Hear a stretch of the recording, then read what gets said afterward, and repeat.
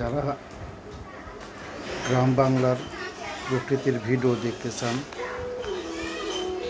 তাদেরকে অনুরোধ আমার চ্যানেলটি সাবস্ক্রাইব করবেন। আমি প্রায় গ্রাম বাংলার প্রকৃতির দৃশ্য আপনাদের সামনে তুলে ধরার চেষ্টা করি। আজকে যে জায়গাটি দেখছেন এটা মোহনপুর উপজেলার জাহানাবাদ ইউনিয়নের পাকুড়িয়া এবং ধোরসা দুই গ্রামের সীমানার মাঝে ছোট একটা খাল বয়ে গেছে।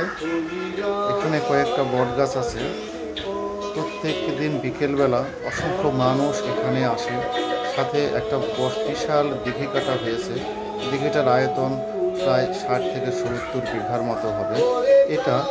আর এখানকার স্ত্রী আরও এক ধাপ বৃদ্ধি করেছে। দেখেন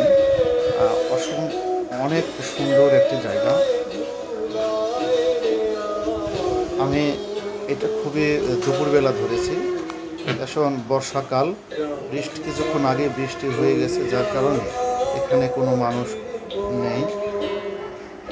এখন দেখছেন পুকুর পাড়ে চারিদিক দিয়ে লেবুর গাছ লাগানো আছে, অসম্ভব সুন্দর লাগছে। এই লেবুর গাছ পুকুর পাড়ের স্ত্রীকে আরও বৃদ্ধি করেছে।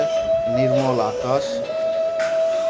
আসলে গ্রাম বাংলার প্রকৃতি এরকমই কমনীয়, এরকমই মোহনীয়। যারা রাজশাহী জেলার মোহনপুর উপজেলার বাসিন্দা তারা চাইলে যে কোনো এক বিকালে এখানে ঘুরতে আসতে পারেন। অনেক সুন্দর লাগবে। ধন্যবাদ।